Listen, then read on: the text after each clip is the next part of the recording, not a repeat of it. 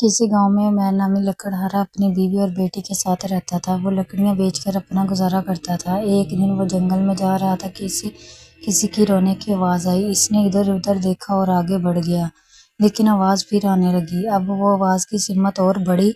تھوڑی دور جا کر دیکھا تو ایک بچہ رو رہا تھا۔ عمیر نے بچے سے رونے کی وجہ پوچھی تو بچے نے کہا کہ میرے ماں باپ کل اس نہر میں ڈوب گئے اور میں اکیلا رہ گیا ہوں۔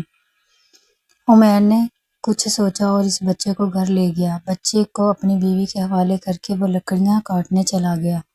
آج اسے لکڑیاں لے کر بازار جانا تھا اور وہ بازار گیا تو ایک فیکٹری کے سیٹ نے اس سے کہا کہ آج سے تمہاری ساری لکڑیاں میں ہی خریدوں گا۔ یہ سن کر عمیر خوش ہو گیا۔ سیٹ نے اسے دگنی رقم دی۔ اس نے اس بچے کے لیے کچھ کپڑے خریدے اور گھر آیا۔ گھر آ کر اسے پتہ چلا کہ بچے کا نام حمزہ ہے۔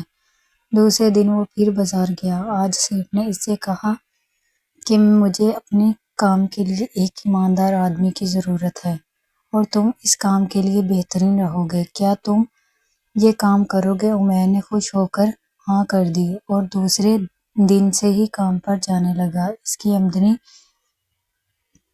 بڑھ گئی۔ سال ہر سال بیت گئے۔ حمزہ اور عمیر کی بیٹی اب ایک ہو گئے تھے۔ سیٹ اب بوڑھا ہو چکا تھا۔ اس نے اپنی فیکٹری عمیر کے نام کر دی اور خود ملک سے باہر اپنے بیٹے کے پاس چلا گیا۔ کچھ عرصے میں عمیر نے شہر میں اپنا بنگلہ بنا لیا تھا۔ اب وہ لوگ اس بنگلے میں رہنے لگے۔ عمیر نے حمزہ کی شادی اپنی بیٹی سے کر دی۔ اب وہ لوگ ہنسی خوشی رہنے لگے۔ نیکی کبھی رائیگاں نہیں جاتی۔